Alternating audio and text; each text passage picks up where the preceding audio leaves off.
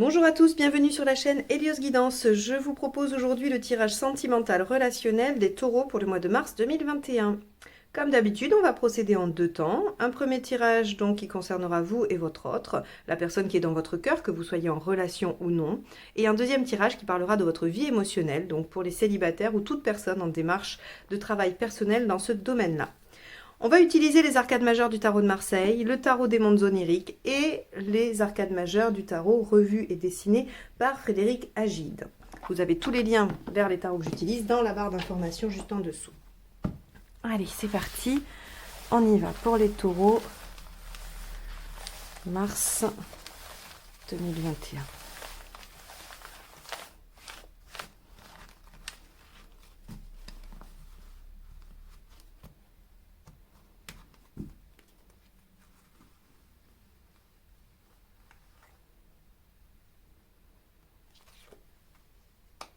Le mât inversé. Alors, les taureaux, on a envie de s'installer dans une situation confortable, on a envie de ne pas prendre de risques, on voudrait rester dans quelque chose de connu, voire de conforme. Hein. Il n'y a pas de prise de risque sur ce mois de mars. Là, il y a peut-être des peurs qui sont activées, des choses qui vont devoir être travaillées, mais là, en tout cas, le mât inversé nous dit qu'on ne prend pas beaucoup de risques dans cette situation. Alors, on va aller voir. Est-ce que c'est l'attitude, le comportement de votre partenaire qui vous met dans cette posture ou est-ce que c'est vous? On va aller voir l'état d'esprit de votre partenaire.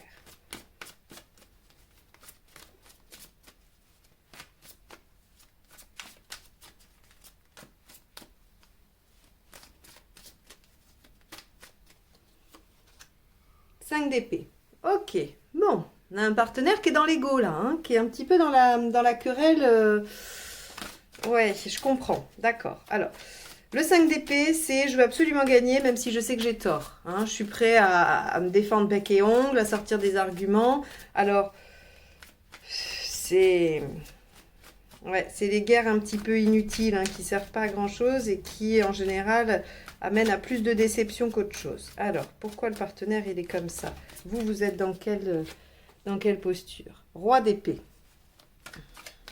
Le roi d'épée, a priori, il réfléchit justement avec pragmatisme. Alors, est-ce que vous opposez à votre partenaire des arguments trop pragmatiques, trop intellectuels et pas assez basés sur l'émotionnel? Il se peut que votre partenaire soit blessé parce que vous êtes trop dans le mental ou trop dans votre vie professionnelle aussi, d'accord? Ok.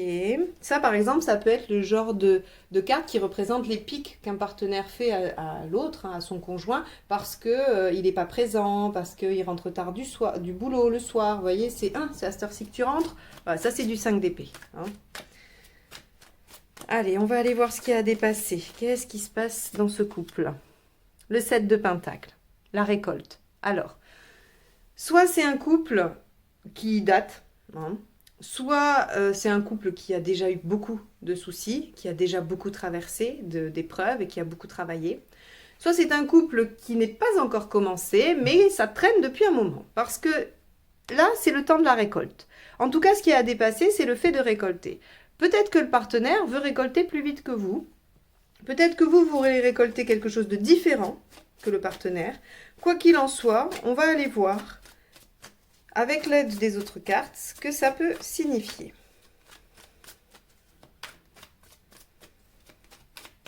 Allez, en positif, qu'est-ce qui se passe? 5 de Pentacle. 5 de Pentacle en positif, ça veut dire que vos peurs peuvent vous mettre en garde de façon assez efficace. Peut-être que si vous freinez ou que vous restez dans une zone de confort, c'est pas pour rien. En même temps, vous pourriez aussi avoir envie de construire de façon très pragmatique pour faire des choses conventionnelles, et ça plaît pas avec votre partenaire qui se sent l'instrument d'un dessin purement matériel. Vous voyez? Qu'est-ce qui entrave? La projection sur le long terme. Vous n'êtes pas d'accord sur les projets, vous n'êtes pas d'accord sur le type de récolte. Par exemple, je vais vous dire un truc, un schéma classique bateau, hein, qui n'est pas obligé de vous parler d'ailleurs, hein, mais le partenaire pense que l'évolution classique et la récolte dans votre relation, ce serait d'avoir un enfant, et vous pensez que c'est d'acheter une maison. Voilà. ou de faire un voyage, un projet ensemble, ou voilà. On n'est pas sur les mêmes objectifs à long terme. Peut-être que votre partenaire se dit bah il faudrait qu'on se marie, qu'on achète une maison, qu'on ait un bébé. Je vous l'accorde, là je fais dans le cliché bien sévère. Et vous pensez que bah, votre vie, ça peut être de déménager tous les 2-3 ans, faire le tour du monde, et que ça peut suffire à votre relation, ce genre de choses. Ça peut être l'inverse également. Hein. Ça peut être vous qui souhaitez construire et l'autre qui, du coup, n'a pas spécialement envie. Quoi qu'il en soit, vous n'êtes pas d'accord sur la projection à long terme. Vous n'avez pas la même vision. Et donc, forcément, ce qu'il y a à débattre, c'est bah, qu'est-ce qu'on va récolter de notre relation ? Qu'est-ce qui va se passer? Et ici, en faveur, on vous dit, bah, si vous sentez, hein, si vous vous dites, bah, j'ai peur, et que ce soit vous le partenaire d'ailleurs, s'il y en a un des deux qui se dit, bah oui, mais là, je vois bien, je commence à appréhender, il faut peut-être les écouter, puisque là, elles sont en positif, ces peurs-là. Hein. L'intention du partenaire, ça va peut-être nous éclairer sur la posture de chacun. 10 de Pentacle, c'est le partenaire qui veut construire quelque chose de solide et un peu d'indéboulonnable. Donc là, on va être sur la question de l'engagement pour vous. Le 10 de Pentacle, c'est je crée un environnement suffisamment sécure pour me développer. Hein. Donc dans un tirage relationnel, c'est de la construction familiale, c'est l'achat de maison, c'est le mariage, c'est tout ce qui va être concret et qui va amener à sécuriser le lien. Vous, l'empereur. Vous, votre intention, c'est de camper sur vos positions. Quelles sont-elles? J'ai envie de vous questionner. Quelles sont ces positions-là? Puisque le partenaire est un peu agacé par votre côté purement intellectuel et mental dans cette situation, pour autant, il aimerait bien récolter et construire. D'accord? Vous n'êtes pas OK sur ce qu'il y a à faire dans votre vie, dans les projections, et vous ne démordez pas de votre posture. C'est-à-dire qu'il n'y a pas de dialogue qui s'instaure. Et c'est un petit peu normal avec un roi d'épée, il n'y a pas vraiment de dialogue. Le roi d'épée, il tranche, il dit, il impose. Et vous, en tant qu'empereur, c'est pareil, on a des postures très fortes là, hein, pour vous le taureau. Hein. Encore une fois, ça peut s'inverser, hein, je l'ai dit sur d'autres tirages. Évidemment, on me met des commentaires en me disant, bah oui, mais moi c'était l'inverse. Aucun problème, c'est possible. Donc on a un roi d'épée et un empereur ici qui nous indique qu'il y a une certaine posture rigide, fermée et très dans l'intellect, qui peut effectivement mettre un petit peu le partenaire en agacement. Et du coup, on peut avoir des pics ici qui font mal. Hein. Voilà. Alors, pour peu que votre partenaire soit scorpion, ça va faire mal. Hein. Allez, on va aller voir la finalité. Alors si je dis pour peu que votre partenaire soit scorpion ou qu'il ait un mercure en scorpion ou lune en scorpion, c'est parce que c'est des signes qui, dans les pics, sont très très doués. Hein. Enfin, c'est un signe qui sait bien piquer là où il faut. Allez, résultat. 4 d'épée, la pause. Bon, bah, visiblement... Non, pardon, je rigole, c'est pas drôle. 4 d'épée, on vous dit une pause pour réfléchir. Le 4 d'épée en relationnel, en sentimental, c'est vraiment... On s'arrête et on voit ce qu'on fait. Parce que là, clairement, on n'avance pas dans la même direction. Donc en mars, pour vous, se dessine quand même une pause. Mais le 4 d'épée indique une pause, pas une rupture. On va aller voir les conseils et je recouvrirai probablement le 4 d'épée pour voir un peu si on se dirige vers juste une pause de mise au point ou si ça peut être un peu plus que ça. 7 de bâton, bah oui, défendez votre point de vue, d'accord, hein, mais vous le défendez déjà pas mal puisque vous êtes rigide. Ce que le 7 de bâton vous indique, c'est, ok, vous pouvez être sur vos certitudes, il n'y a pas de problème là-dessus, mais exprimez-les, enfin, défendez-les, argumentez-les. Là, on a juste une posture rigide et c'est tout. Là, on a imposé et c'est tout, on n'explique pas, donc le partenaire est probablement perdu, il ne comprend pas. Donc là, on vous dit 7 de bâton, expliquez-vous.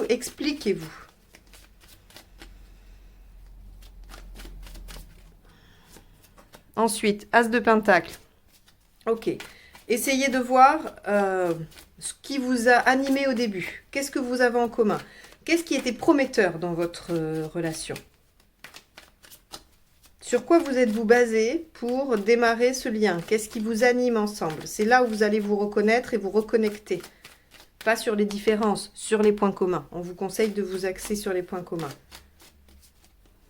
Et enfin, 6 de bâton. Ok, donc j'ai même pas besoin de recouvrir mon 4 d'épée. Je sais, le 6 de bâton m'indique que c'est une période peut-être difficile. C'est un passage douloureux qui peut être dépassé. Je dis bien qu'il peut être dépassé parce que vous avez les cartes entre vos mains. C'est vous qui décidez de si vous dépassez ou non cette épreuve. Hein, vous pouvez tout à fait faire une pause et achever. Vous pouvez tout à fait faire une pause, mieux réfléchir à ça, essayer de trouver des solutions et réenclencher. La disposition de cette relation est ouverte, c'est-à-dire qu'il n'y a pas d'incompatibilité, il n'y a pas d'impossibilité, et c'est à vous de voir jusqu'à quel point vous avez envie de vous expliquer, de rechercher les choses qui marchent dans la relation et à quel point vous avez envie de vous battre pour que ça fonctionne. Donc, on a ici un potentiel de récupération, même si quand on commence le mois, il y a clairement des conflits qui sont présents et qui semblent peut-être un peu sans issue. Là, on vous dit clairement, la raison, c'est parce que vous n'avez pas la même vision de l'avenir et qu'il y a des peurs qui sont présentes, qu'il faut écouter. On vous dit, ok, le partenaire veut construire, veut verrouiller les choses, vous restez sur vos certitudes. Eh bien, faites une pause pour y réfléchir, cherchez les arguments, recherchez les choses positives qui vous ont aidé à démarrer cette relation et battez-vous pour elle, si vous en avez envie. Voilà pour vous. J'espère que ce tirage vous aura donné quelques pistes de réflexion ou de compréhension de ce qui se passe dans votre relation. On va passer au tirage suivant.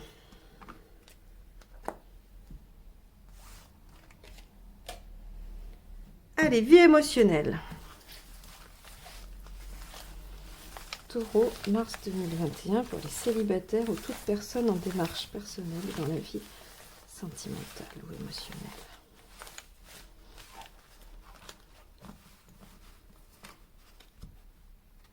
Hop.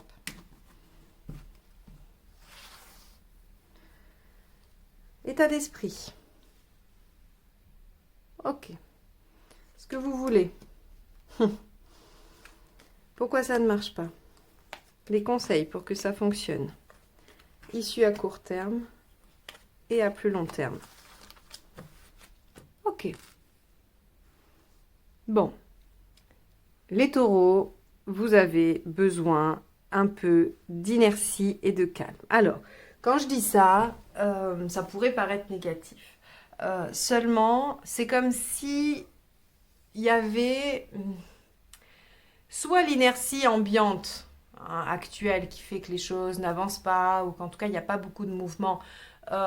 L'inertie actuelle se met sur vous, on va dire. J'ai pas le mot. J'allais dire transpire, transparaît. C'est pas vraiment les mots qui me conviennent. Donc cette inertie peut-être se calque sur vous et du coup vous met dans cette mouvance-là, très lente, très douce. Et du coup vous êtes dans cet état d'esprit malgré vous. Ou alors c'est volontaire, c'est-à-dire que vous souhaitez que les choses se calment parce que vous étiez dans un tourbillon, parce qu'il y a eu beaucoup d'événements, parce que vous avez peut-être vécu des relations difficiles, tumultueuses ou qui vous ont beaucoup sollicité. Et là, vous aspirez à ce que les choses s'arrêtent, se calment et qu'il y ait un instant d'arrêt. C'est marrant parce que c'est souvent lié les deux tirages.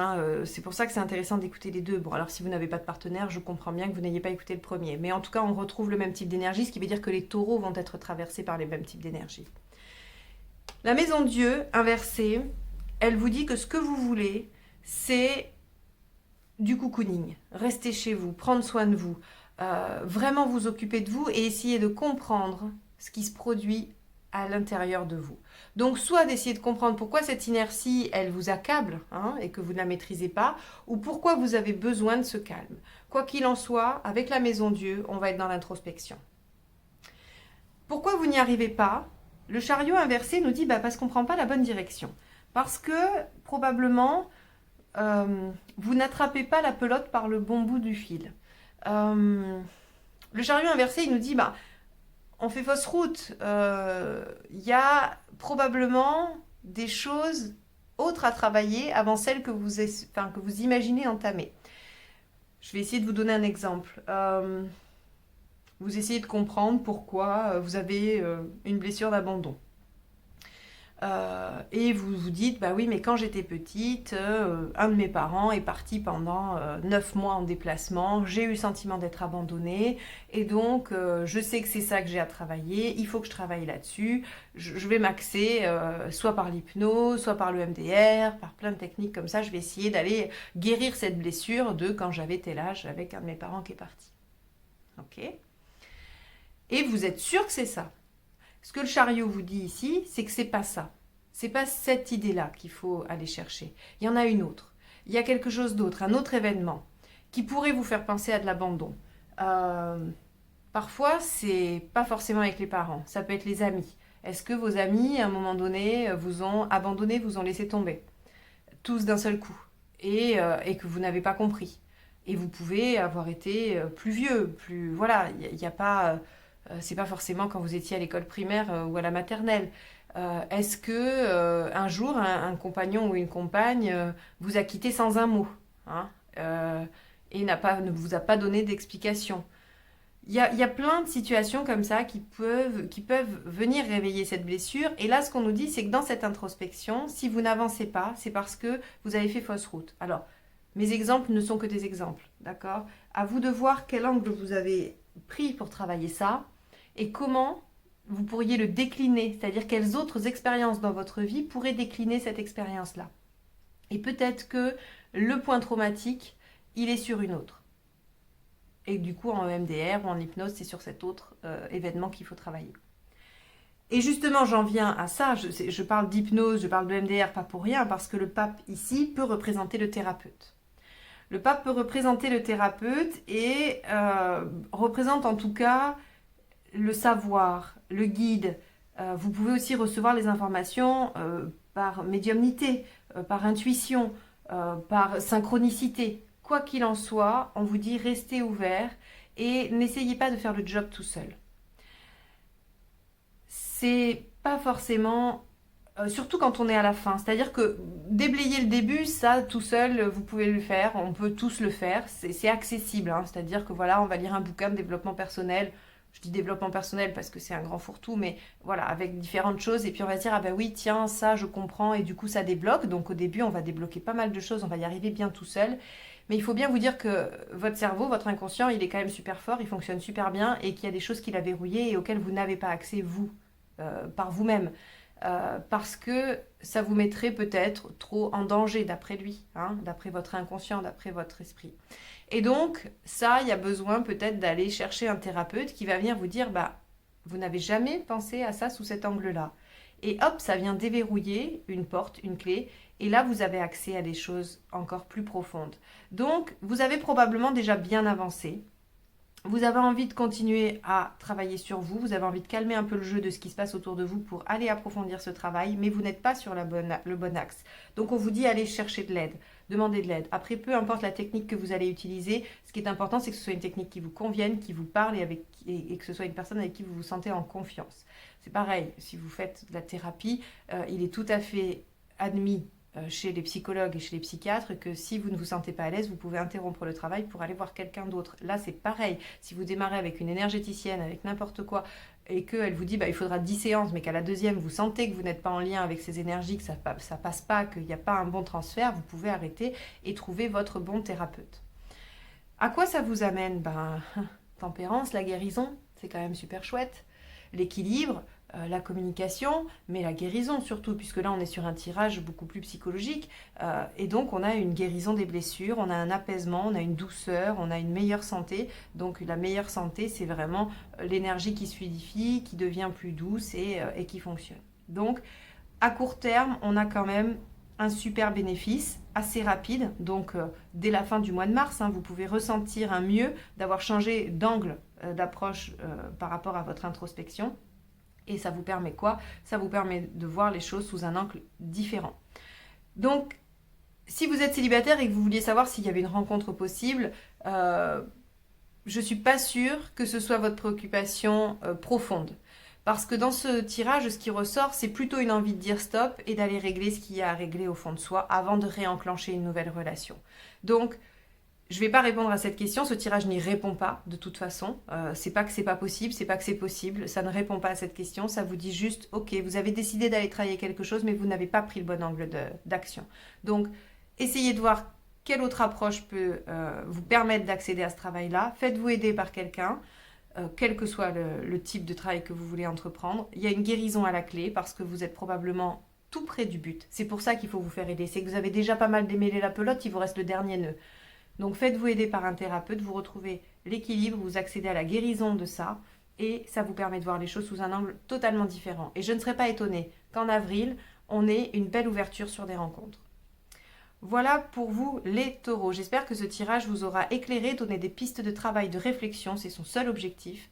Si vous avez aimé, n'hésitez pas à liker, commenter, partager. Si vous souhaitez une guidance personnalisée, vous avez les informations en dessous de la vidéo. Et si vous souhaitez recevoir les notifications de mes prochaines vidéos, abonnez-vous et cliquez sur la petite clochette. Je vous remercie de m'avoir écouté jusque-là. Je vous souhaite un excellent mois de mars et je vous dis à très bientôt. Au revoir.